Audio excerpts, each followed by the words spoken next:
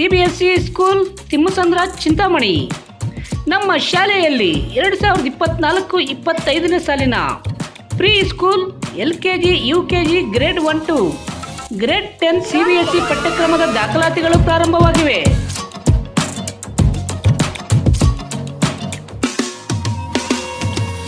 ನಮ್ಮಲ್ಲಿ IIT, JEE, NEET integrated coaching ಅನ್ನು ನೀಡಲಾಗುತ್ತಿದೆ.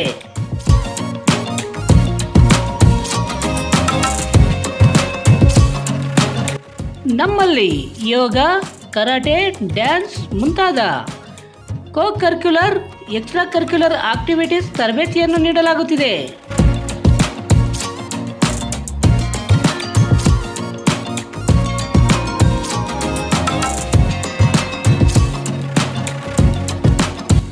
ನಮ್ಮಲ್ಲಿ pre school lab, advanced computer lab, digital classroom, advanced science lab ಜೊತೆಯಲ್ಲಿ ಪ್ರತಿ ಮಗುವಿನ ಸಂಪೂರ್ಣ ಅಭಿವೃದ್ಧಿಗಾಗಿ ಗಮನ ನೀಡಲಾಗುವುದು.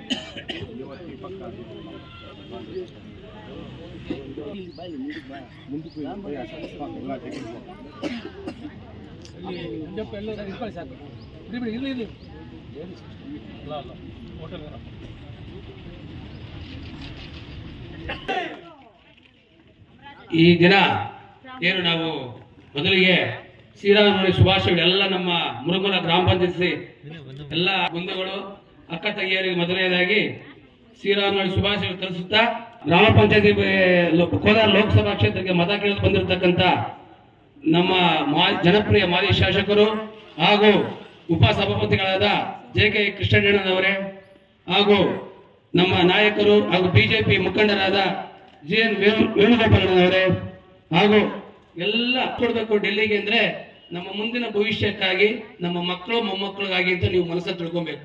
ಇಂದಿನ ನಮ್ಮ ಜೀವನಕ್ಕಲ್ಲ, ನಮ್ದು ಆಗೋಗಿದೆ. ಮುಂದೆ ನಮ್ಮ ಮಕ್ಕಳು ಮತ್ತೆ ಮೊಮ್ಮಕ್ಕಳ ಭವಿಷ್ಯಕ್ಕೋಸ್ಕರ, ಈ ದೇಶದ ಭದ್ರತೆಗೋಸ್ಕರ ಯಾವುದೇ ಕಾರಣಕ್ಕೂ ನಾವು ಯಾರ ಮಾತು ಕೇಳಿದಲೇ ಏನು ರೈತ ಮಹಿಳೆಗೆ BJP ಕೂಡ ಅದಕ್ಕೆ ಫುಲ್ಲು ಎರಡು ಒಂದೇ. ಈಗ BJP ಮತ್ತೆ ಜನತಾದಳ JDS ಎರಡು ಒಂದೇ. ಆದ್ರಿಂದ ಎಲ್ಲ ಗ್ರಾಮ ಸದಸ್ಯರು, ಮುಖಂಡರುಗಳು ಏನು ಊರುಗಳಲ್ಲಿ ಒಂದು ಅನ್ಯೋನ್ಯವಾಗಿ ನಿಂತ್ಕೊಂಡು ಗ್ರಾಮಗಳಲ್ಲಿ ಬೂತ್ ವೈಸ್ ಮಾಡ್ಕೊಂಡು ಎಲ್ಲರೂ ನಮ್ಮ ಬೂತ್ಗಳಲ್ಲಿ ಕನಿಷ್ಠ 70% ಓಟು ಯಾವುದೇ ಕಾರಣಕ್ಕೂ ಮಿಸ್ ಆಗದೆ JDS ಅಭ್ಯರ್ಥಿ ಬರೋ ತರ ನಮ್ಮ BJP ಕಾರ್ಯಕರ್ತರು ಮತ್ತೆ JDS ಕಾರ್ಯಕರ್ತರು ಎರಡು ಒಂದೇ ಕೆಲಸ ಮಾಡಬೇಕು ಅಂತ ಕೇಳ್ಕೊಳ್ತಾ, ತುಂಬಾ ಮಾತಾಡೋದಿದೆ, ಈಗ ಮಾತಾಡೋಕೆ ಸಮಯ ಇಲ್ಲ. ನಮ್ಮ JK ಕೃಷ್ಣಣ್ಣನವರು ಹಾಗೂ ವೇಣುಗೋಪಾಲಣ್ಣವರು ಮಾತಾಡ್ತಾರೆ. ಇಷ್ಟೊತ್ತು ಮಾತಾಡೋದರಿಗೆ ತಾವು ಅವಕಾಶ ಕೊಡೋದಕ್ಕೆ ತಮ್ಮೆಲ್ಲರಿಗೂ ಹೊಂದಿಸ್ತಾ ನನ್ನ ಎರಡು ಮಾತು ಮುಗಿಸ್ತಾ ಇದ್ದೀನಿ. ಜೈ ಹಿಂದ್, ಜೈ ಕರ್ನಾಟಕ, ಜೈ ಶ್ರೀರಾಮ್, ಬರೋ ಭಾರತ್ ಮಾತಾ ಕಿ ಜೈ, ಶ್ರೀರಾಮ್, ಭಾರತ್ ಮಾತಾ ಕಿ ಜೈ. 2024ರ ಲೋಕಸಭೆ ಮೀಸಲು ಕ್ಷೇತ್ರ ಕೋಲಾರದ ಮೀಸಲು ಕ್ಷೇತ್ರದ ಚುನಾವಣೆ ಪ್ರಚಾರ ಕಾರ್ಯಕ್ರಮದಲ್ಲಿ ಮುರುಗಮಲ್ಲದಲ್ಲಿ ಭಾಗವಹಿಸಿರುವಂತಹ ಸಭೆಯಲ್ಲಿ ಹಸೀನರಾಗಿರತಕ್ಕಂಥ ನಿಮ್ಮೆಲ್ಲ ಹಾಗೂ ಮಾಜಿ ಉಪಸಭಾಪತಿಗಳು ಹಾಗೂ ಸ್ನೇಹಿತರಾದಂಥ JK ಕೃಷ್ಣಣ್ಣನವರು ಹಾಗೂ ಹಿರಿಯರು ಆದಂತ ನಾಗವೇಂದ್ರಣ್ಣವರು, ಶಂಕರಪ್ಪಣ್ಣವರು, ನಮ್ಮ ಈ ಭಾಗದ BJP ಅಧ್ಯಕ್ಷರಾದಂತ ರಾಜಣ್ಣವರೇ, ಜನತಾದಳದ ಅಧ್ಯಕ್ಷ ನಾಗರಾಜ್ ಅವರೇ, ವೆಂಕಟರಮಣಪ್ಪನವರೇ, ಕೆಂಪರೆಡ್ಡಿ, ಮುಂಭಾಗದಲ್ಲಿರುವ ಎಲ್ಲ ಮುಖಂಡರೇ, ಕಾರ್ಯಕರ್ತರೇ, ತಾಯಂದಿರೇ ಹಾಗೂ ಈ ದೇಶದ ನಿರ್ಮಾಣದ ಮತದಾರರು ಇವತ್ತು ಒಂದು ಯೋಗ್ಯ ಕುಟುಂಬದ ತಂದೆ IAS ಆಫೀಸರು, ಈ KMF ಕೋಲಾರ,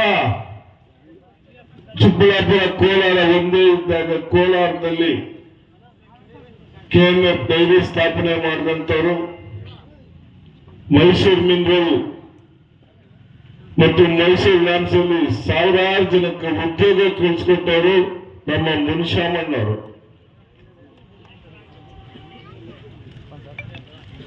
ತಾಯಿ ಮಂಗಮ್ಮ ಅವರು ನಾವು ವಿದೇಶಗಳಲ್ಲಿ ನೋಡ್ತಾ ಇದ್ವಿ. ನಾವು ಬೇರೆ ಬೇರೆ ದೇಶಗಳಿಗೆ ಹೋದಾಗ ಅಂತ ಕಡೆ ದೊಡ್ಡ ದೊಡ್ಡ ಬೆಟ್ಟಗಳಲ್ಲಿ ಸುರಂಗಗಳನ್ನ ಕೊರೆದು, ಬಂಡೆಗಳನ್ನ ಕೊರೆದು ರಸ್ತೆಗಳನ್ನ ಮಾಡಿದ್ರು. ಇವತ್ತು ನಮ್ಮ ದೇಶದಲ್ಲಿ ನಾವು ಕಾಣಬಹುದು.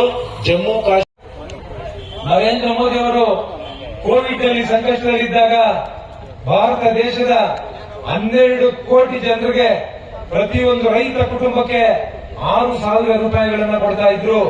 ಈಗಲೂ ಕೊಡ್ತಾ ಇದ್ದಾರೆ. ಆದ್ರೆ ಇಲ್ಲಿ 2019ರಲ್ಲಿ ಯಡಿಯೂರಪ್ಪನವರ ಸರ್ಕಾರ ಇದ್ದಾಗ ಕೇಂದ್ರದಿಂದ ನರೇಂದ್ರ ಮೋದಿ ಅವರು 6,000 ಕೊಡ್ತಾ ಇದ್ದಾರೆ.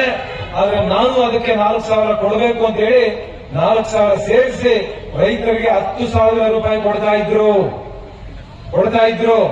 ಆದರೆ ಈ ಸರ್ಕಾರ ಕಳೆದ 11 ತಿಂಗಳ ಹಿಂದೆ ಬಂದಲ್ಲ, ಸಿದ್ದರಾಮಯ್ಯನವರ ಸರ್ಕಾರ, ರೈತರ ಪರ ಸರ್ಕಾರ ಅಂತ ಹೇಳ್ತಾರಲ್ಲ, ಆ ಯಡಿಯೂರಪ್ಪನವರು ಪ್ರಾರಂಭ ಮಾಡಿದ್ದು 4,000ವನ್ನ ಇವರು ಬಂದ ಕೂಡಲೇ ತಕ್ಷಣ ಮೊದಲನೇ ಕೆಲಸ ಏನಪ್ಪ ಮಾಡಿದ್ದು ಅಂದ್ರೆ ಆ ರೈತರಿಗೆ ಸಿಗ್ತಾ ಇರ್ತಕ್ಕಂಥ 4,000ವನ್ನ ಕಟ್ ಮಾಡಿದ್ರು. ರೈತರಿಗೆ ಅನುಕೂಲ ಆಗ್ತಾ ಇರಲಿಲ್ವಾ? ಕೇಂದ್ರದಿಂದ 6,000, ಈ ನಮ್ಮ ರಾಜ್ಯ ಸರ್ಕಾರದಿಂದ 4,000. ಒಬ್ಬ ರೈತನಿಗೆ ವರ್ಷಕ್ಕೆ 10,000 ಬರ್ತಾ ಇತ್ತು. ಯಾವುದೇ ಸರ್ಕಾರ ಇದ್ರಲ್ಲಿ ಏನಕ್ಕೆ ಮೀಸಲಿಟ್ಟಿರ್ತಾರೆ? ಆ SC ST ಜನಾಂಗದಲ್ಲಿರ್ತಕ್ಕಂಥ ವಿದ್ಯಾರ್ಥಿಗಳಿಗೆ ಅನುಕೂಲ ಆಗಬೇಕು ಅಂತ ಹೇಳಿ, ಹಾಸ್ಟೆಲ್ಗಳನ್ನ ನಿರ್ಮಾಣ ಮಾಡಬೇಕು ಅಂತ ಹೇಳಿ ಹಣವನ್ನ ಮೀಸಲಿಟ್ಟಿರ್ತಾರೆ. ಆ SC ST ಜನಾಂಗದ ಮಕ್ಕಳು ಕಾಲೇಜುಗಳಲ್ಲಿ ವಿದ್ಯಾಭ್ಯಾಸ ಮಾಡತಕ್ಕಂಥವ್ರಿಗೆ ಸ್ಕಾಲರ್ಶಿಪ್ ಕೊಡಬೇಕು ಅನ್ನುವಂತ ಹಣವನ್ನ ಮೀಸಲಿಟ್ಟಿರ್ತಾರೆ.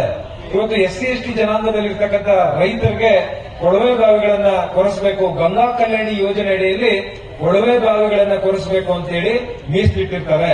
ನೀರು ಸಿಕ್ಕಿದಾಗ ಅದಕ್ಕೆ ಪಂಪು ಮೋಟರ್ ಅಳವಡಿಸಬೇಕು ಅಂತ ಮೀಸಲಿಟ್ಟಿರ್ತಾರೆ. ಮತ್ತೆ ಅದಕ್ಕೆ ಬೇಕಾಗಿರ್ತಕ್ಕಂಥ ಪ್ಯಾನಲ್ ಬೋರ್ಡ್, ಸ್ಟಾರ್ಟರ್, ಪೈಪ್ಗಳು ಮತ್ತೊಂದು ಬೇಕು ಅಂತ ಹೇಳಿ ಅದಕ್ಕೂ ಮೀಸಲಿಟ್ಟಿರ್ತಾರೆ.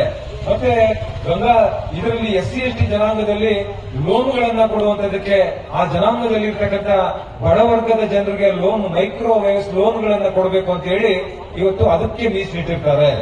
ಅದರ ಜೊತೆಗೆ SC ST ಜನಾಂಗದವರು ಎಲ್ಲೆಲ್ಲಿ ವಾಸ ಮಾಡ್ತಾ ಇರ್ತಾರೆ ಆ ಪ್ರದೇಶಗಳಲ್ಲಿ ಇವತ್ತು ಅವರಿಗೆ ಆ ಪ್ರದೇಶಗಳಲ್ಲಿ CC ರಸ್ತೆಗಳನ್ನ ಕೊಡಬೇಕು, ಚರಂಡಿಗಳನ್ನ ಮಾಡಬೇಕು, ಮತ್ತು ಲೈಟ್ಗಳ ವ್ಯವಸ್ಥೆ ಮಾಡಬೇಕು, ಕುಡಿಯುವ ನೀರಿನ ವ್ಯವಸ್ಥೆ ಮಾಡಬೇಕು ಅಂತ ಮೀಸಲಿಟ್ಟಿರ್ತಾರೆ. ಈ ಮೀಸಲಿಟ್ಟಿರ್ತಕ್ಕಂಥ ಹಣ 11,300 ಕೋಟಿ ರೂಪಾಯಿಗಳನ್ನ SC ST ಜನಾಂಗದ ಕಲ್ಯಾಣಕ್ಕಾಗಿ ಮೀಸಲಿಟ್ಟಿರ್ತಕ್ಕಂಥ ಹಣವನ್ನ ಈ ಗ್ಯಾರಂಟಿಗಳಿಗೆ ಉಪಯೋಗಿಸಿದ್ದಾರೆ. ಯಾವುದು? ಈ ಗ್ಯಾರಂಟಿಗಳಿಗೆ ಉಪಯೋಗಿಸಿದ್ದಾರೆ. ನೀವು ಯೋಚನೆ ಮಾಡಬೇಕು. ನಿಮ್ಮ ಕಲ್ಯಾಣಕ್ಕಾಗಿ, SC ST ಜನಾಂಗದ ಕಲ್ಯಾಣಕ್ಕಾಗಿ ಮೀಸಲಿಟ್ಟಿರ್ತಕ್ಕಂಥ ಹಣವನ್ನ ಇದಕ್ಕೆ ಬಳಸಿಕೊಂಡಿದ್ದಾರೆ. ನಾವು JDS ಮುಖಂಡರು ಸಿದ್ದರಾಮಯ್ಯನವರಿಗೆ ಅರ್ಜಿ ಕೊಟ್ಟಿರಲಿಲ್ಲ. ಈ SC ST ಜನಾಂಗದ ಕಲ್ಯಾಣಕ್ಕಾಗಿ ಮೀಸಲಿಟ್ಟಿರ್ತಕ್ಕಂಥ ಹಣವನ್ನ ಈ ಗ್ಯಾರಂಟಿಗಳು ಬಳಸ್ರಿ ಅಂತ ನಾವು ಹೇಳಿಲ್ಲ. ಬಿಜೆಪಿ ಮುಖಂಡರು SC ST ಜನಾಂಗಕ್ಕೆ ಮೀಸಲಿಟ್ಟಿರ್ತಕ್ಕಂಥ ಹಣವನ್ನ ಅದಕ್ಕೆ ಬಳಸ್ರಿ ಅಂತ ಅವ್ರು ಹೇಳಿಲ್ಲ. ಅಥವಾ SC ST ಜನಾಂಗದಲ್ಲಿರ್ತಕ್ಕಂಥ ನಾಯಕರು ಇವತ್ತು ಈ ಮೀಸಲಿಟ್ಟಿರ್ತಕ್ಕಂಥ ಹಣವನ್ನ ನೀವು ಈ ಗ್ಯಾರಂಟಿಗಳು ಬಳಸ್ರಿ ಅಂತ ಅವರು ಕೂಡ ಹೇಳಿಲ್ಲ. ಆದ್ರೆ ನೀವು ಇದನ್ನ ದುರುಪಯೋಗ ಪಡಿಸ್ಕೊಂಡಿದ್ದೀರಾ. ನೀವು ಈ SC ST ಜನಾಂಗದ ಕಲ್ಯಾಣಕ್ಕಾಗಿ ಇಟ್ಟಿರ್ತಕ್ಕಂಥ 11,300 ಕೋಟಿ ರೂಪಾಯಿಗಳನ್ನ ನೀವು ಈ ಗ್ಯಾರಂಟಿಗಳಿಗೆ ಉಪಯೋಗಿಸಿದ್ದೀರಾ. ನೀವು SC ST ಜನಾಂಗದವರಿಗೆ ದ್ರೋಹ ಮಾಡಿದ್ದೀರಾ, ಮೋಸ ಮಾಡಿದ್ದೀರಾ, ಸುಳ್ಳು ಹೇಳಿದ್ದೀರಾ, ವಂಚನೆ ಮಾಡಿದ್ದೀರಾ. ಇವತ್ತು ನಾವೆಲ್ಲ ಕೂಡ ಹೇಳ್ಬೇಕಾಗ್ತದೆ. ನೀವು ಮಾಡಿದ್ದೀರಾ? ಯಾರು ಹೇಳಿದ್ರು ನಿಮಗೆ ಅವರಿಗೆ ಮೀಸಲಿಟ್ಟಿರ್ತಕ್ಕಂಥ ಹಣವನ್ನ ಈ ಗ್ಯಾರಂಟಿಗಳು ಕೊಡಿ ಅಂತ?